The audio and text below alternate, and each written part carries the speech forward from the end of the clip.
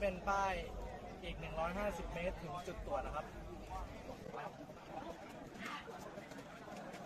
อันนี้เป็นป้ายเตือนข้างหน้ามีจุดตรวจนะครับให้ลดความเร็วนะครับป้ายนี้ครับข้อปฏิบัตินะครับก็จะมีตามนี้นะครับ